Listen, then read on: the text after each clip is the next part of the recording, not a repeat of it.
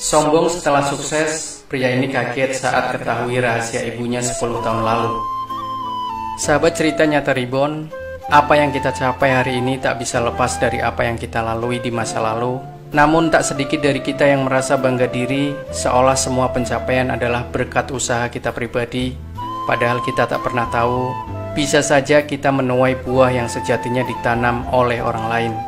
Saat usianya lebih muda, Lee Suwai sering mendapati ibunya pergi di pagi hari dengan menenteng makanan dan menuju ke hutan. Lee yang penasaran pernah bertanya bahkan mengikuti sang ibu, tapi ia tak menemukan apa-apa.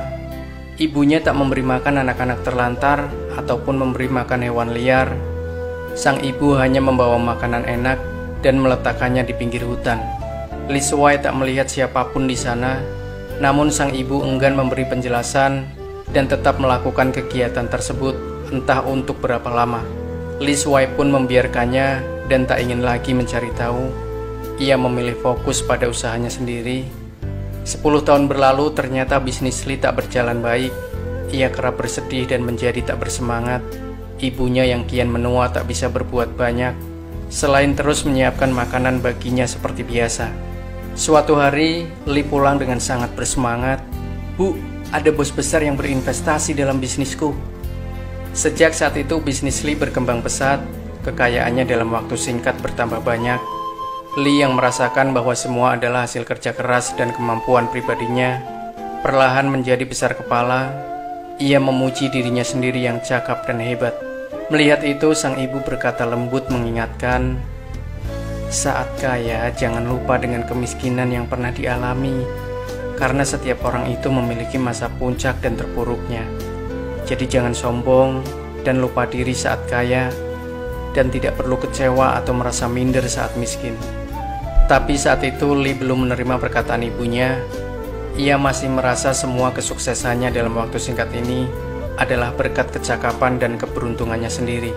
Saat itulah pintu rumah mereka diketuk. Saat membuka pintu, Lee sangat kaget menemukan sang bos besar yang berinvestasi dalam bisnisnya sudah ada di depan pintu.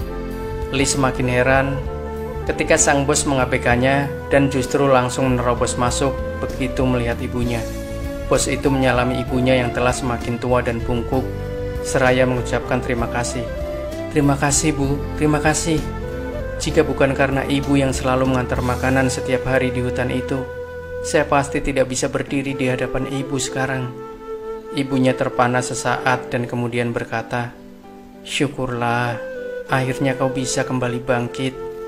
Rupanya sang bos yang membantu Lee ini dulu pernah mengalami masa terpuruk ketika bisnisnya gagal dan ia tak lagi memiliki apa-apa. Saat itu ia berniat mengakhiri hidupnya di hutan, namun ibu Lee menemukannya dan setiap hari mengantarkannya makanan yang enak. Berkat kebaikan ibu Lee, ia memutuskan mencoba sekali lagi dan ternyata ia bisa kembali bangkit dan sukses. Saat mengetahui bisnis Lee tengah terpuruk, ia pun segera membantunya agar Lee tak mengalami masa seperti dirinya dulu. Lee yang baru mengetahui semua itu tiba-tiba tertunduk malu.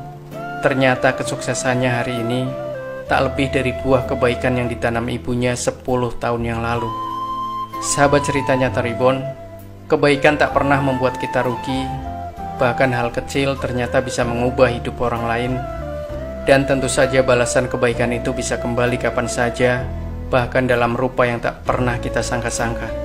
Semoga kisah ini memberi kita banyak pengajaran untuk melakukan kebaikan, untuk selalu rendah hati, dan tak melupakan jasa orang lain. Demikian sahabat cerita nyata Reborn, semoga bermanfaat. Sampai jumpa di kisah yang menarik lainnya. Wassalamualaikum warahmatullahi wabarakatuh.